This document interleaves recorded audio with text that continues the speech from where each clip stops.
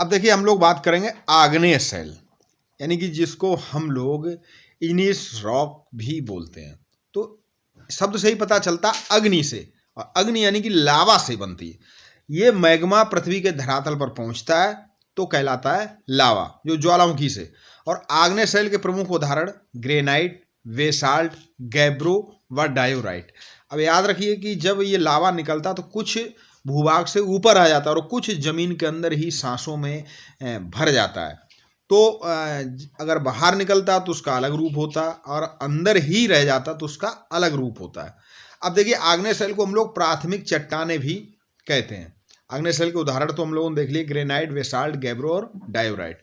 ज्वालामुखी क्रिया का संबंध प्राय किस चट्टान से? तो आग्नेय शैल से। भारत का दक्षिण का पठार, और देखिए जहां पर भी आग्नेय शैलें होंगी, जैसे अफ्रीका में भी, तो वहां पर खनिज पदार्थ उन शैलों में काफी अच्छी मात्रा में पाए जाते हैं। तो भारत का जो दक्षिण का पठार है वो कृषि के तौर पर उतना अच्छा नहीं, लेकिन खनिज पदार्थ वहां बहुत प्रचुर और पर्याप्त मात्रा में पाए जाते हैं। तो भारत का दक्षिण का पठार आग्नेय शैलों से बना है। और आग्नेय शैल में कौन से खनिज पदार्थ मिलते हैं? तो देखिए ये भी प्रश्न आ गया।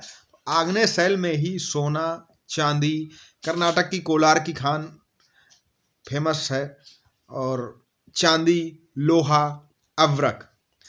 अब्रक भारत में अच्छी खासी मात्रा में उत्पादित होता है। तो ये आग्नेय शैल से निकलता है। आग्नेय शैल किस प्रकार की होती है? तो देखिए ये तो हम समझ ही गए कि आग्नेय शैल एक प्राथमिक शैल है। इसी आग्नेय शैल से ही अवसादी शैल, बाद में इसी से कैंत्रित शैलें भी बनती हैं। तो जब आग्नेय शैलें टूट फूट होती है, हवा और पानी के द्वारा बहाई जाती है, तो ये अवसाद में बदल जाती है। तो आग्नेय शैल किस प्रकार की शैल है? कठोर व रवेदार। आपने घरों में आप जो ग्रेनाइट बिछता है आपने देखा होगा, रवेदार होता है।